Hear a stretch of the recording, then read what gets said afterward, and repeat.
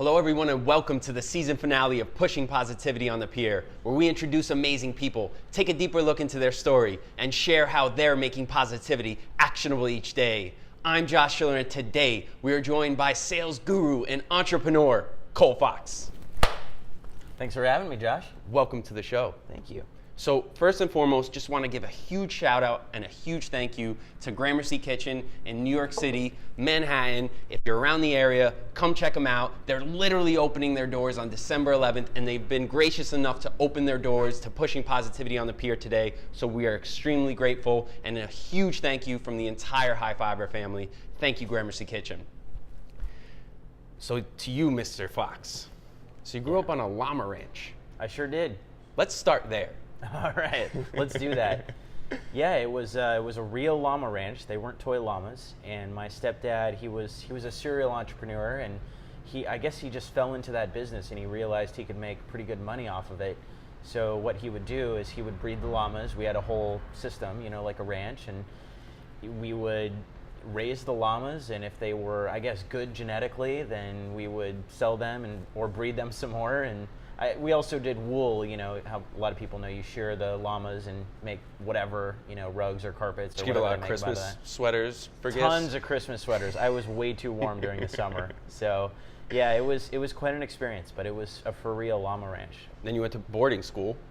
I did, yes. I wasn't one of those kids that was shipped off to boarding school. So you didn't do anything bad? Yeah, not too bad. But yeah, boarding school was an interesting experience, sort of like college, but with more rules. And then now, did you do that all the way through high school? Yeah, so I was at a boarding school for all 4 years of high school. It wasn't too far from home. It was in Monterey, California. I grew up in the Sacramento area, so a few hundred miles, not too far to fly, but it was a long drive, but not too bad. So you get done with boarding school, college?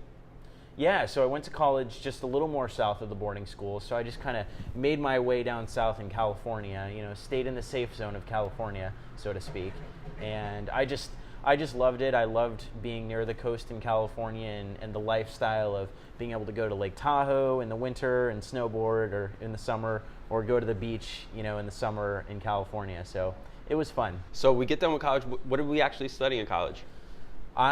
Funny enough, and believe it or not, just like the llama ranch, I studied wine in college. Winemaking? Yeah, it was winemaking. So California of you. Is extremely, couldn't be more California. So I did that.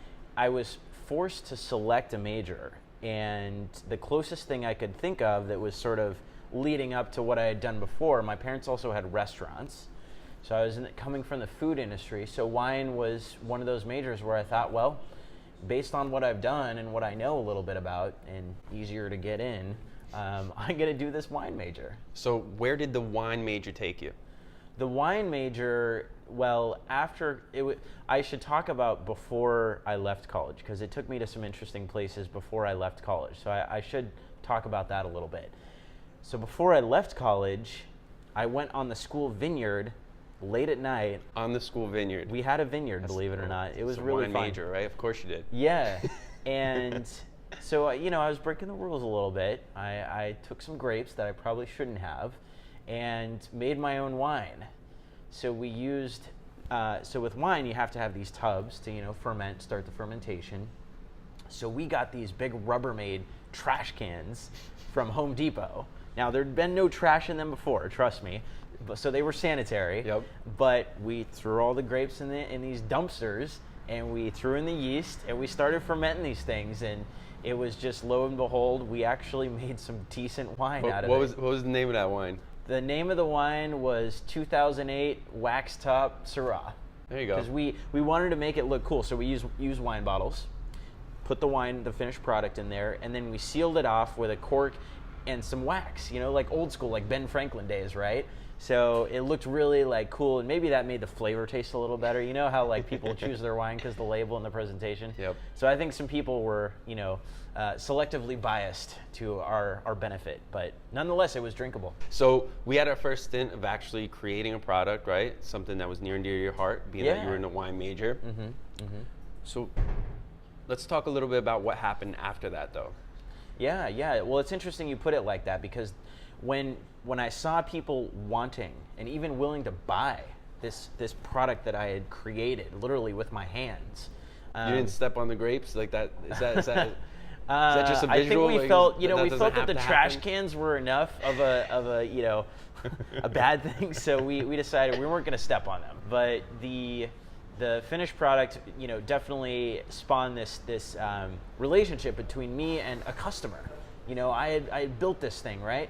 And so after college, and back to your original question, I decided to start a vodka brand.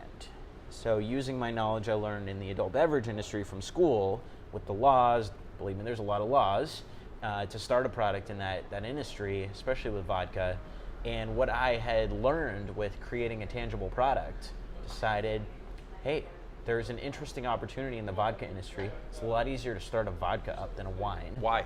Because wine, you've got all the implications of growing grapes, picking them at the right time. There's many variables and things that can go wrong.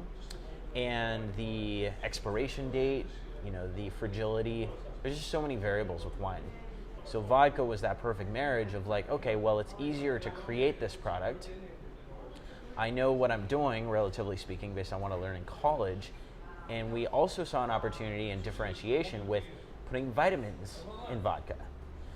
And we also thought of some other innovative stuff, like the cap had a shot glass in it, so you could use it as a bar jigger. Was this before the tequila company did that? Because I know one of the tequila companies, you could pour a shot. Right, yeah, I think it was 1800 or Sauza or something like that did that. So it was around the same time, but we thought of it. We did not know of anything in the market. We found out later. And I think we actually patented it. Really? Yeah, we got a patent for it. Wow. So Sauza or whoever did it did actually. So it was a really fun vodka. We ended up selling it in the local market in the Sacramento and San Francisco area. And it was a lot of fun. It was a great entrepreneurial experience right out of college. So that didn't turn into a full-fledged business, or I guess, why did you stop doing that? Sure. Well, full-fledged business as in making revenue cash flow positive, if that's the scope, then no, it didn't get to that. It was really, it didn't become full-fledged because of just being immature and not being a seasoned entrepreneur. So we made a lot of rookie mistakes. If you could go back and tell yourself or give yourself one piece of advice during that time, what would it be? Well, there's a lot of advice, but if I had to choose one, it would be make a clear operating agreement and expectations from the outside. For everyone out there, what do you mean by that? Know yourself, and sometimes you just can't, you have to make the mistake. But to whatever extent you do know yourself, you need to very clearly lay out expectations of what you expect to provide and what your business partner, if you're gonna have a partner, is going to provide for the business. And it was just very unclear from the beginning. We just kind of went into it with let's make this blinders. vodka, right? Yeah, we're just like, let's do this. So again, a rookie mistake, but going back, that would be the first thing I would do. So we learned some lessons at this point. Yeah. At this point, we had created multiple products. Mm-hmm. Where did life take you at this point? Life took me to a dark place. I was fresh out of college. My identity and ego was very big, and then this vodka thing that I thought was so cool and would afford me this great lifestyle just didn't work out for me. And I had to struggle with that. As a relatively immature person, my identity was tied to that, right? So, and the economy wasn't doing well. It was 2009, 2010. Right after the crash. Yeah, so it was pretty crash laden. I got into sales. I got a new roommate, and this was also my best friend and we kind of broke up, over the vodka thing. So I lost my best friend. So there was a lot, personally and professionally, that was awry. I had to press the reset button. And when I got a roommate, he's like, hey man, it looks like you're struggling. Why don't you just get into sales? Sales is always something you can make money at and is directly correlated to how hard you work, despite the economy, usually. So he had a job at this company and he got me an interview. It was selling office supplies door to door. We were competing with Staples business division. They hired me, and I would literally go into office parks and I would drop off catalogs, try and sweet talk the receptionists, try and get a hold of the buyers and get them accounts and get them on recurring buys of staplers and paper and Post-it notes. And I crawled myself out of the financial hole with that and learned sales. So how long did that stint at the office supply companies last? That was about a year. And then I stayed in sales for a while after that. I went to a few other companies and did pretty well. So how long did it take you to actually have that perception, or how long did it take your perception of sales to actually change from, okay, this is a way I could just make money, to, okay, this is how I can actually help people? It was within that year, and at the end of that year, I was pretty burnt out, but I knew it wasn't being burnt out of sales itself. It was being burnt out of the product, the situation, and I knew I could then use that as a stepping stone to get to the next level in sales. I could choose which company.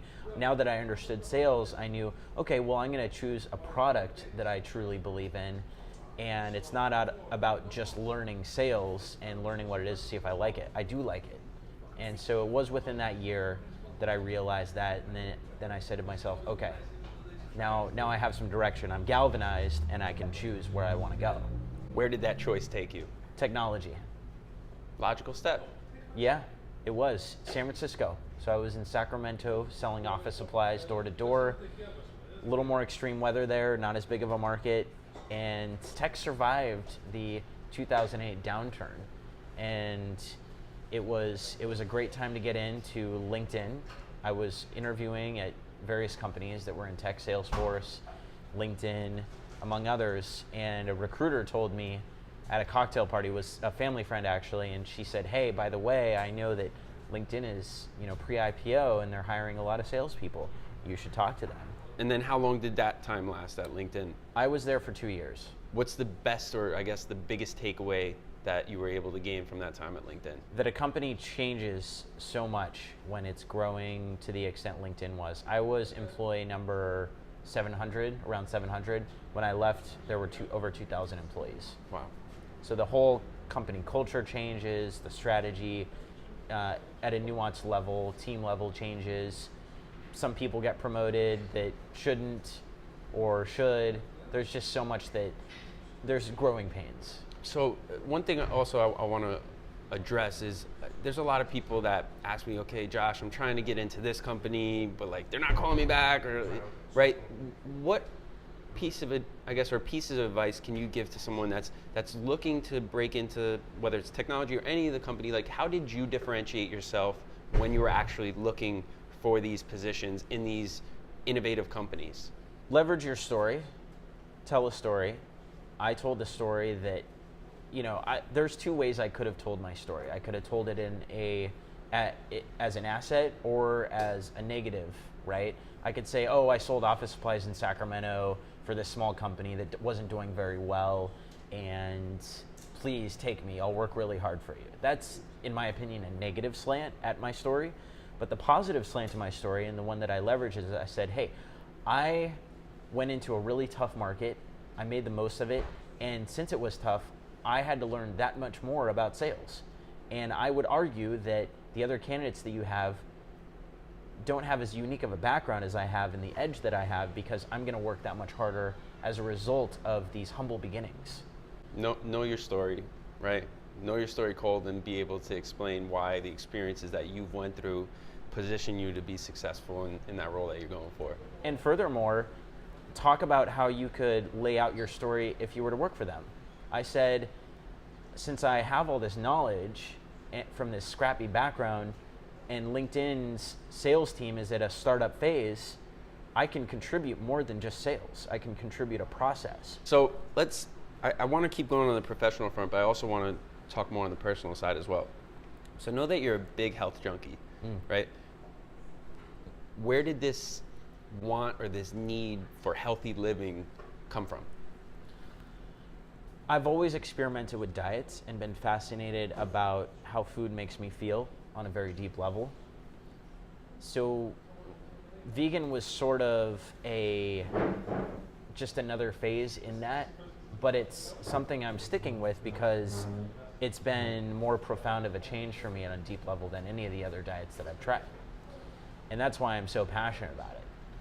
Now, the other thing that a lot of people ask me is, well, why don't you cheat once in a while, right? And maybe once in a blue moon I will, or if I'm traveling and there's no other options and I literally need caloric sustenance to sustain myself to live, then sure. But the other interesting thing about vegan is, personally for me, it's also something spiritually that motivates me, because being black and white for me is tougher, right? It's a discipline. And my girlfriend, for example, she'll, be vegetarian, or maybe, we'll cheat on the holidays. She's very anti being black and white. Like, she's mostly vegan, which I am very grateful for, because I know a lot of people that aren't. You're dating somebody, they're like, no, it's not for me. Was there a point though where you were like, okay, now I have to make this change? Like, why? Right? Why did you start making that choice? The why was, my current diet wasn't working for me. It was time to try something else. And I had read. Were you not feeling good? Yeah, it wasn't feeling right. And I was in a place in my life where I again wanted to hit the reset button in some areas. So it was time to try something new. And this thing that I tried worked. It worked so well, and it continues to work for me really well. The reason I ask is, right, it's like, some people don't understand, and I know it's going to be different for every person, but that point of reset, right? Like, some people would consider that rock bottom in certain cases, right? Mm-hmm. Like, what was that? Was it a moment in time type of thing? Was it a single event? Was it a string of events? Like, what was that point where you were like, reset? Well, to give you some specifics, I had broken up with a girl that I was dating for a while.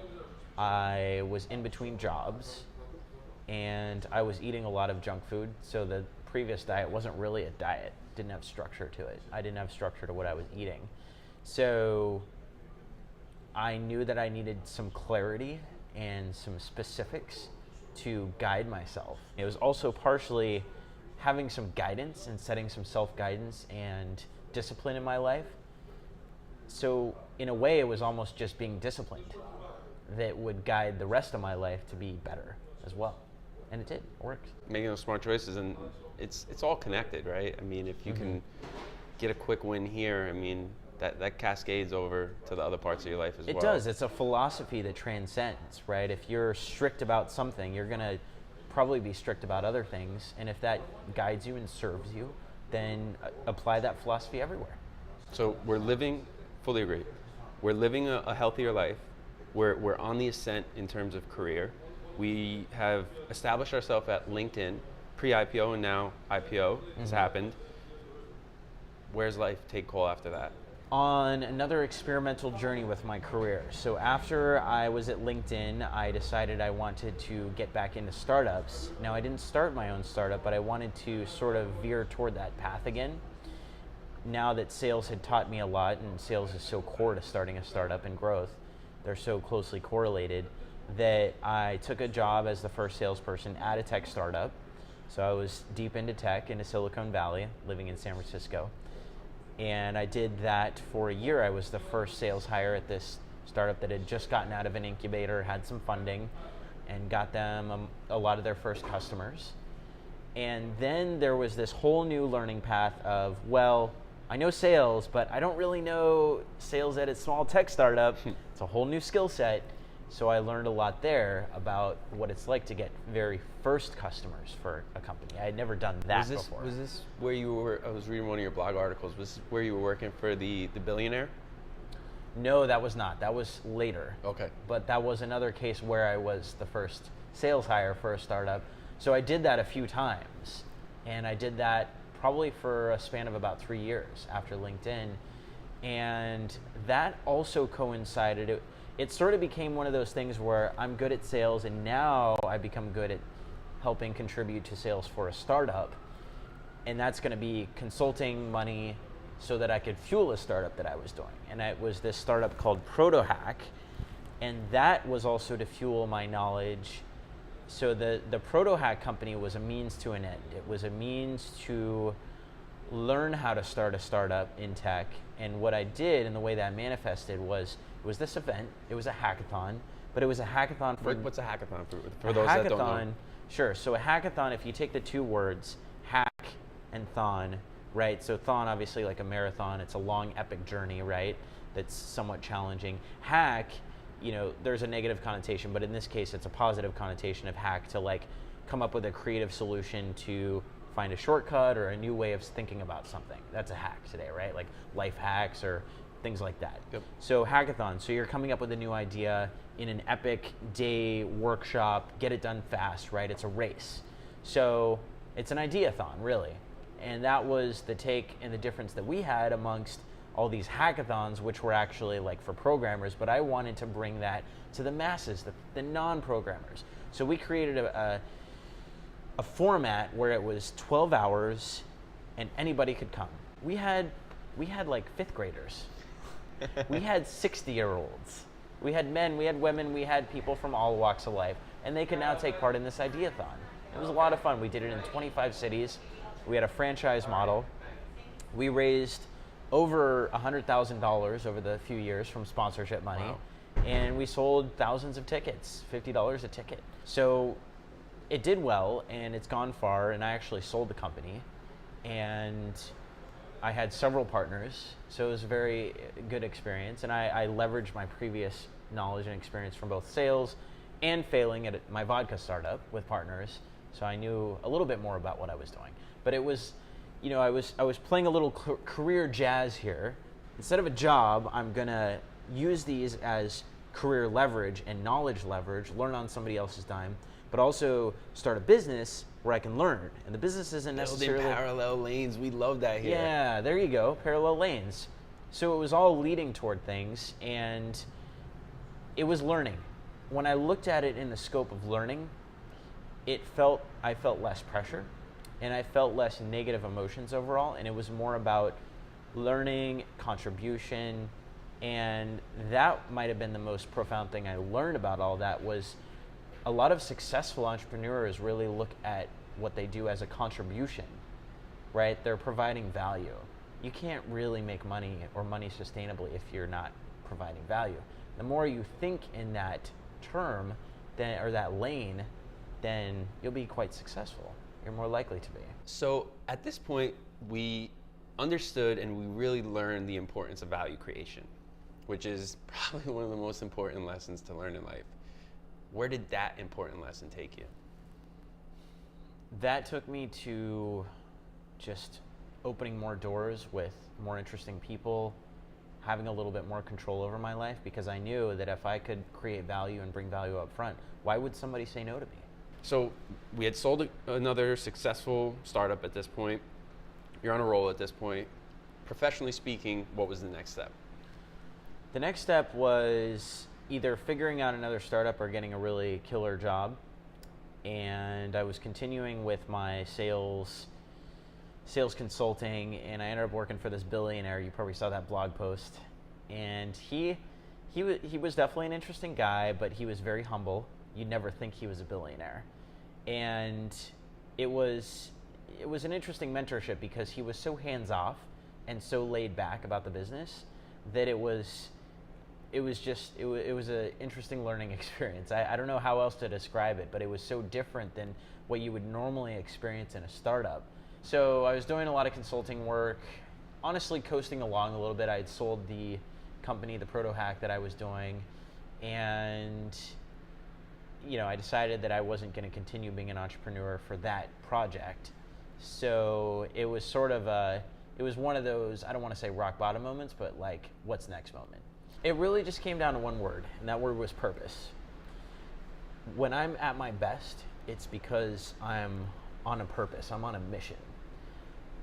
And when I, for example, did Proto Hack, I was on a mission to solve a big problem that I saw out there, and that was, it's hard to start a new tech company if you don't know how to code.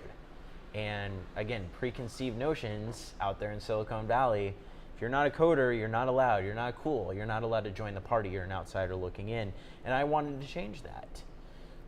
And I believe I did quite a bit. In 25 cities in 2 years, thousands of people coming to these events, coming up to me, thanking me, and building a franchise model with relatively little work. It went viral. It was huge. It sold out. We got written up in Forbes. It was solving a big problem. And so a lot of people at the end of that, they said thank you. So there's people out there, a ton of them, ask, okay, well, how do I find this purpose? So I guess when you were looking for that next purposeful pivot, right?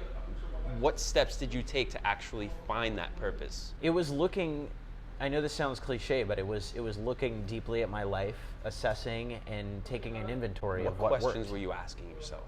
How is my health? How happy am I with all else being equal? How happy am I with my friendships and relationships? And I took an inventory of all that, and I decided to clean house on some of those things. So it was really looking at each thing pragmatically and getting ready for my next move in order for me to realize what that next move was. And I knew it would come to me, and it did. I actually had skin cancer that year. Really? Yeah, and that was part of taking an inventory, like, well, what's serving me? Obviously, my diet is not, and my lifestyle is not. So people have all these different beliefs about why we get chronic diseases. Some people say diet, stress, lifestyle, emotions, family, relationships. I think it's a combo of all. But that was one of those rock bottom moments where it was like, okay, I need to maybe change some decisions. I need to make some decisions and change some things. Sure. Things seem to happen in threes, or when it rains, it pours, right? So it was job, it was relationship, it was the health issue, and going deep on, well, why isn't this working for me? I need to make some tough decisions. It's not easy to break up with somebody. It's not easy to completely change your diet either. It's not easy to change your job. And changing all three of those, or asking yourself why you should, is a lot to take in. And it's a skill unto itself. So, I guess, were you blindsided by this diagnosis? Was this something that just kind of came out of nowhere? I was blindsided by it. And well, so a little bit of context. I was getting moles removed off various parts of my body throughout my life. They were no big deal. They were, benign, I think the word is. They weren't cancerous, but this one was. And it made me realize there is a trend where, I was lucky enough where the mole didn't grow legs or whatever it does, how they can grow roots and then metastasize in your body. But it was a wake-up call. Why? Like, why did this happen? It was time to ask why. And so I wanted to remove all those whys. I didn't know exactly what they were, but I was like, okay, well, maybe this vegan diet is one of those whys. I can check that off. Maybe, stressful relationships are another one. Maybe getting back on purpose is another one, right? Having a stronger reason to exist and contribute, right? I've heard stories of people lifting up cars or climbing up mountains to save somebody because they existed for that person, right? They were contributing to that person's life, so they went to superhuman lengths, right? And avoiding disease could be a manifestation of a purpose that you need to fulfill. And that, in a way, is a way for you to stay healthy. Well, high five to you, brother, for not only surviving, but thriving as well. And so this mission or this purpose to help others become healthier, but essentially making yourself healthier first, right? Mm-hmm. Took you on another adventure for more learning. Mm-hmm. Yeah. Where did that adventure take you? Passion and purpose. It was this moment of, I just felt like cancer was gone and wasn't coming back when I changed my diet to completely plant-based. It was a feeling I can't explain, and no doctor would explain, right? How do you just not feel like cancer is? How'd you learn about the plant-based diet? I learned it, well, some friends were posting about it on Facebook. I saw a documentary called Forks Over Knives. There's another one that similar to it that's popular right now called What the Health. And they go deep, and they talk about and show stories of real live people, normal people who changed their diet and beat cancer and other chronic diseases like heart disease, osteoporosis, diabetes type 2, and it's real. And you actually went to school as well. I took a course under Cornell University. It was an online course it was a certificate in plant-based nutrition. It was a 30-hour course. And the author of the China study, which is purportedly the most popular book on plant-based diet, why, he really made this course. And he's done has a lot of data-driven and truly science-based research as to why this diet is really good. And if you can't go completely plant-based, then at least just integrate it more in your life. Integrate more vegetables. I was lucky enough where I grew up in a family that cooked. I enjoyed cooking, and I saw it as a challenge to sort of relearn, well, how do I make plants taste more tasty? How do I integrate spices and create more jazz of mimicking these really rich flavors that animal products give me, so I can satisfy my palate and my body and nourish myself enough? Because there are some things you have to figure out and change. Not everybody wants to do that. Where was the next step on the road for Cole? I met somebody, and we started dating long distance. I got a new job, and that was supporting me At a startup? At a startup, and course. it's where I'm at now. It's Lead IQ, and it's been fantastic. It's the best startup I've worked for. What is Lead IQ? Lead IQ is a prospecting tool for salespeople or anybody trying to do business development. It helps you find contact information on the web really easily. Emails, phone numbers, cell phone numbers even. No matter what you're trying to do to grow your business, find investors, get more customers, hire people, it gives you an unfair advantage to be able to get in touch with whoever you want. So anybody in a sales development role, B2C, B2B, mainly B2B? Yeah, I'd say B2B. If you're in sales development, account executive, or a founder, it's a great tool. It'll help you. So, and now we've been at Lead IQ for how long now? I've been there a year and a half. Okay. I was their first sales hire. Started out as a consultant like I was doing before, helped them out. And it was such a great product. I was using it previously at other startups to help them with their sales. So at the same point though, because you weren't doing enough at this point, you wrote a book. Yeah. But let's not just skim over that. No pun intended. What was the name of the book? The book is Supplant. And what's it about? So that was the other parallel in my professional life, was the vegan thing was going strong.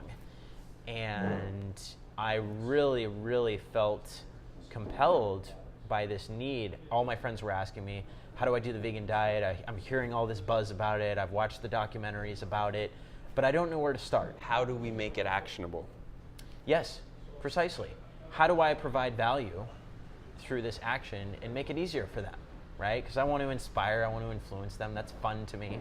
That makes me feel more passionate and on purpose. And so I thought a book is a great vehicle for that.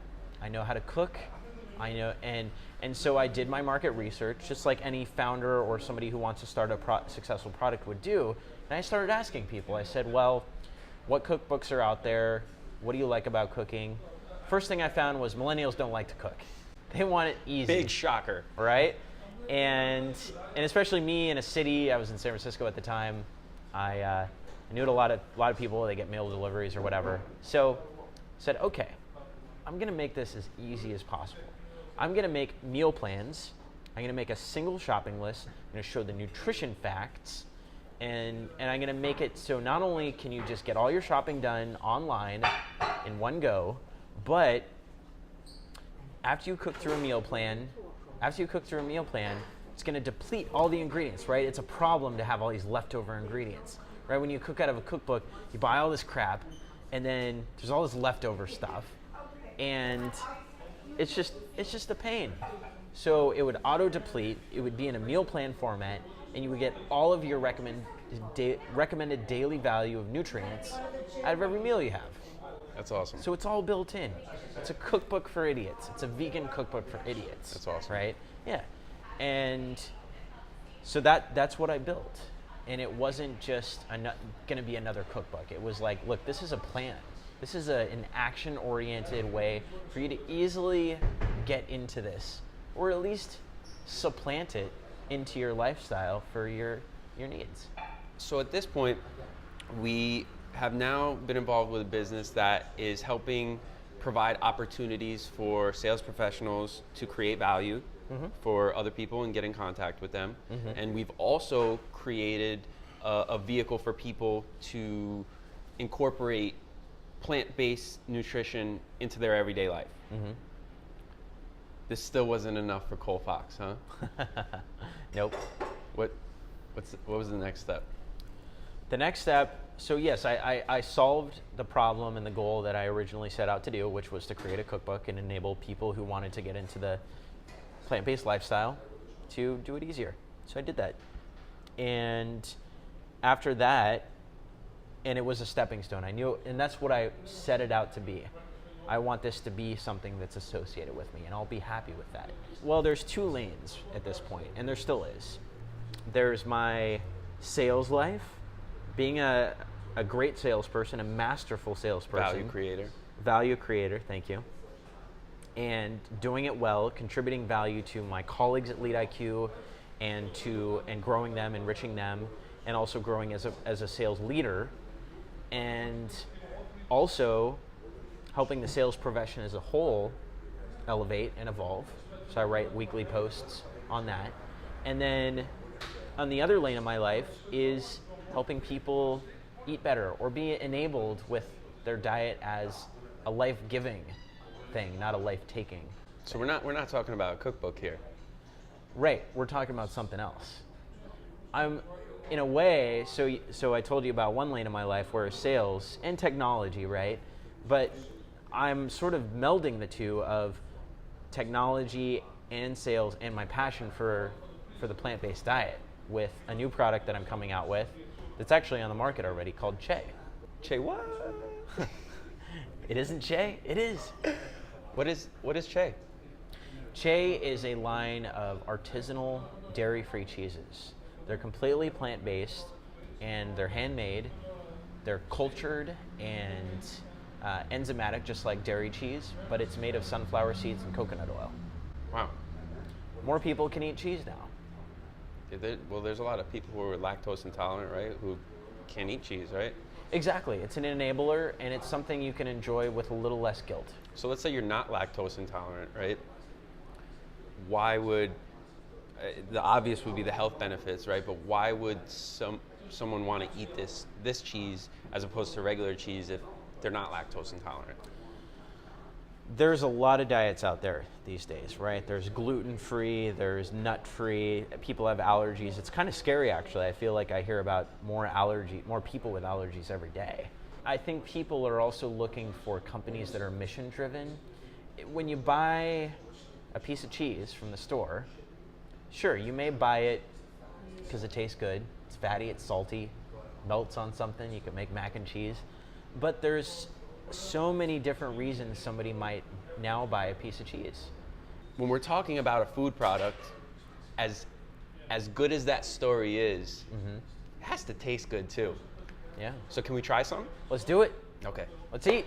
I'm hungry. So I'm going to serve you some of our chev. It's our rainbow peppercorn chev, which is kind of like a goat cheese. I'm just going to put it on this bun here so you can get that going. So this is what people might not call cheese because it's not made of milk. It's made of sunflower seed milk and it's made of coconut oil. So it's completely vegan, it's dairy-free.